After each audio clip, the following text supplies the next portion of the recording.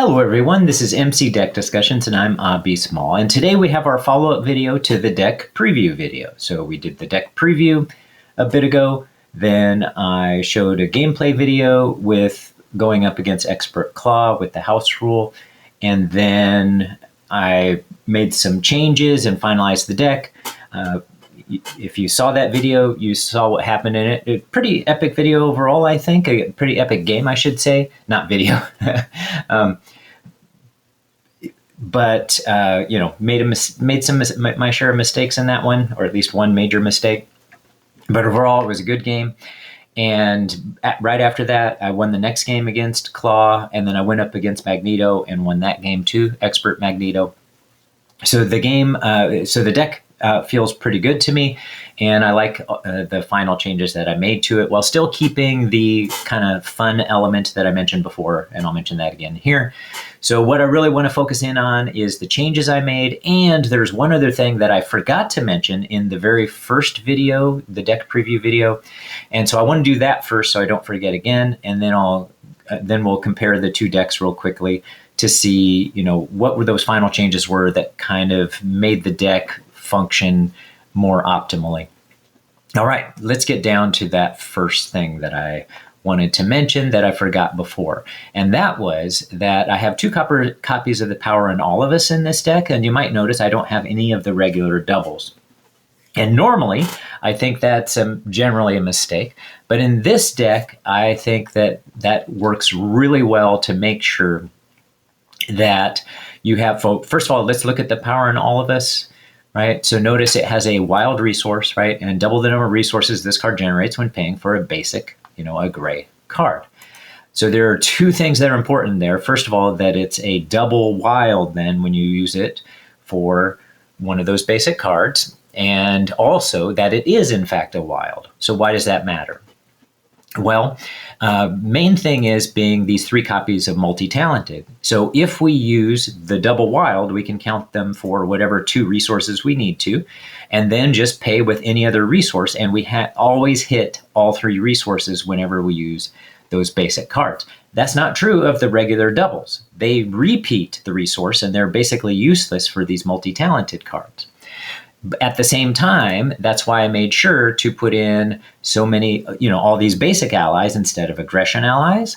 And, you know, we have our share of supports that all require, that are all also basic. So we don't have any aggression ones there. And then the aggression cards we do have, well, actually, no cost. These you use to, the aggressive energies you use to play a card, and attack trainings also just have one cost. Okay? And so so that was the reason for having that here. By the way, this is the older version of the deck. Right? All right, and then the other thing is too that right away, even right after I recorded that video, I immediately removed building support. I just found myself not really using it, and the main thing, I really wanted superpower training instead anyway, to make sure that we can get Jubilee's coat or Jubilee's sunglasses into play as soon as possible. You know, whichever one it makes the most sense to get into play, and then eventually we'll get the other one into play, maybe by using Shopping Spree. Sometimes that works out. I only ever trigger Shopping Spree once in a particular game, and sometimes I never trigger it at all. It just doesn't work out for the needs of the beginning of the game, really. And then later on, it just isn't a thing to even attempt. And then, so the only real cost of using these, so the benefit of using these is that it works for multi-talented, and then if we had used the doubles, then it would make it so that all of her own cards are less effective, because it would be two resources of the same type, and she wants to use two resources of a different type. Well, the Power in All of Us also helps with that, and in emergency, it's a wild resource. It can be combined with any other resource and meet that need to get two different resource types. Or in the case of, you know, Grand Finale, which is a cost of 3, it still is, you know, serves as a wild there. But then the only real cost then is it makes it a little tougher she only has Jubilee's coat or Jubilee sunglasses. Those would be the two cards that would benefit. They're both 2 cost. They would benefit more from having the regular doubles instead. So overall, I just think that it makes sense to use the power on all of us instead of the regular doubles in her deck. Right? So I felt really good about what we did there. So now let's go ahead and compare the 2 decks. And I'm going to start at the bottom, actually. Let's just start down here at the upgrades.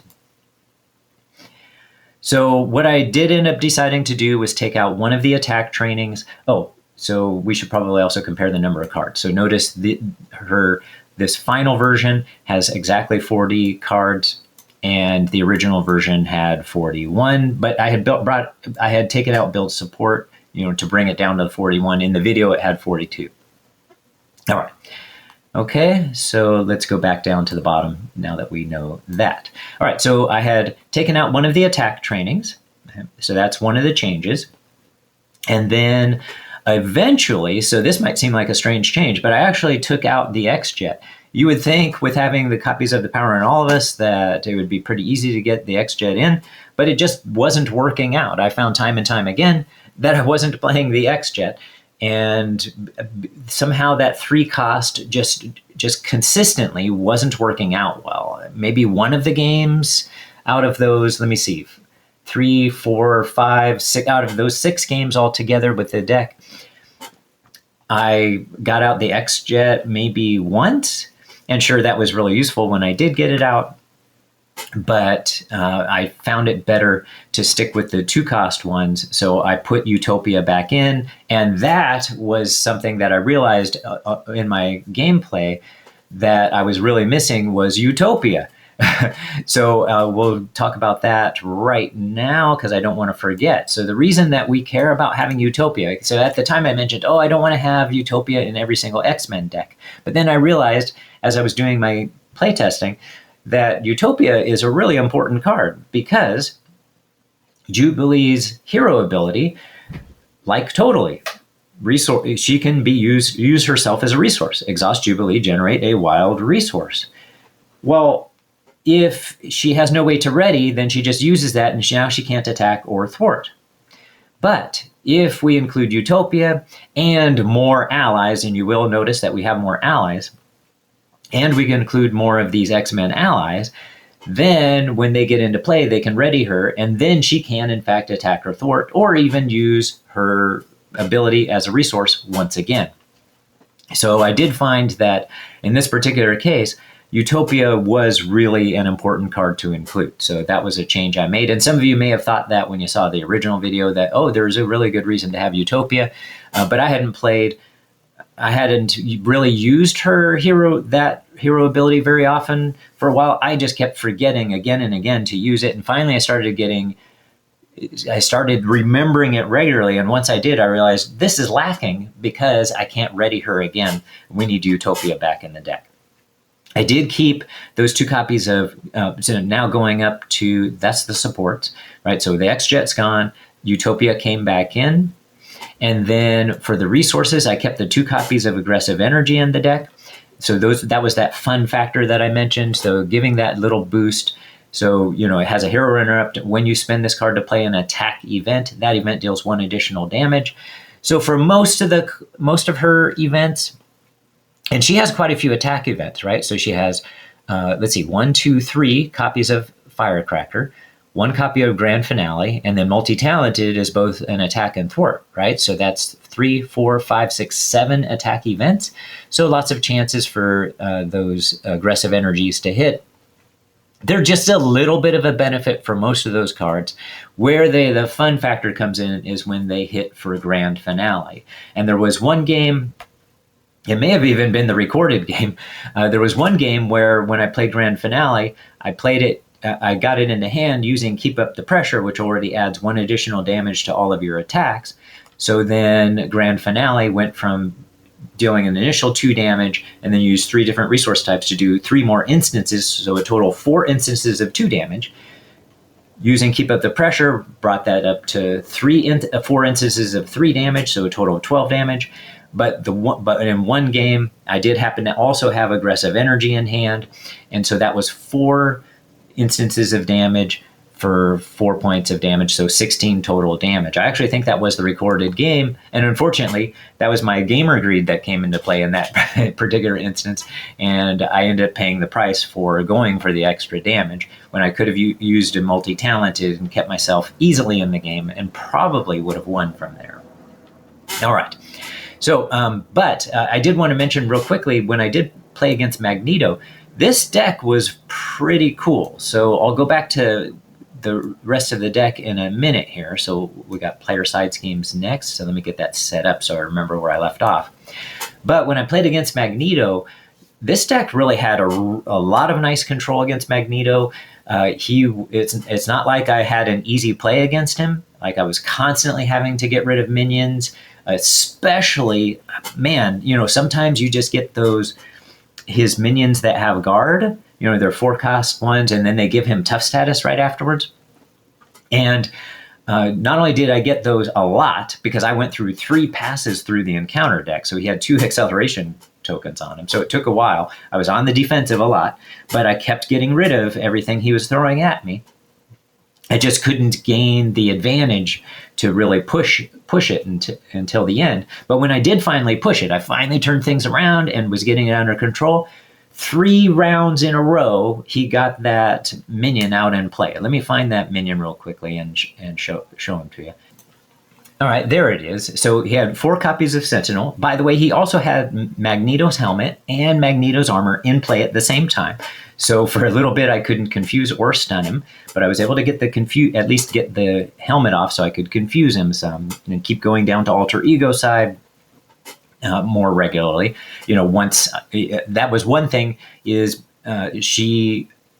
Jubilee is good at clearing schemes, especially with those multi-talented thrown in here as well. So I was able to keep those in hand pretty well, but also that meant I could get to the point where Magneto could be stunned and confused, that he no longer had his steady. But he had, at one point, he had both of these in the game. I had to get rid of one of them. He kept this one for a while, and I just kept defending with my allies for a while to counteract that. But eventually, was able to get rid of this. But like I said, when I was finally making my final push, 3 times in a row, he got in M-type Sentinel and stopped me from doing that. I was about to do my final attack. But instead, I had to get rid of M-type Sentinel again. So 3 rounds in a row, I had to do that, but was able to consistently just get rid of whatever I needed to, keep having some decent defense in play, and then make my final push once I was able to get rid of the 3rd one of these in a row and end up defeating him. So it was definitely was not an easy one of those games where it was an easy game. It was an instance where he was pushing me, and Jubilee had the victory anyway because the deck could handle whatever he threw at me. So let's go back to the rest of the deck. So as far as player side schemes are concerned, that part didn't change once I removed build support. And then for the events, that part I did change. So originally, I had 2 copies of Mutant Education in play because I wanted to be able to bring back the firecrackers and the flashes of light, whatever it was, a couple of copies of cards. And especially I wanted it as that emergency to bring back Grand Finale so that the timing could work out for aggressive energy. It was more likely to work out. But that little bit more of inefficiency and the non-readying, so that was the main thing. I needed some more places where I could get more allies in play and use Utopia, because her consistently readying and be able to use her hero ability once and sometimes twice, or use it once and then attack or thwart for 2. Once she only has an attack or thwart of 1 at first, but eventually we get Jubilee's coat and Jubilee sunglasses in, and then she has 2 attack and 2 thwart. And so being able to make sure I could do both of those most rounds became really critical. So that's why I had removed attack training, and that's why I removed the 2 copies of Mutant Education so that I could fit in 3 more allies. And so I added in 3 more allies. So all basics, of course. And so what were those 3 allies? Oh, yes, we got in Colossus, and Colossus is a real nice add too. It has that 3 attack, but in an emergency, you've got that great blocking with his tough status. And then, let's see, Gambit, Nick Fury, Triage. Here we go. Also added in Shadowcat. It was just really nice for being able to get a couple instances of 2 thwart. And then let's see, Triage, White Queen, Wolverine. I missed one. Angel, Beak, Colossus. So we got Colossus, Forge, Gambit, Nick Fury. Oh, Professor X. I brought in Professor X.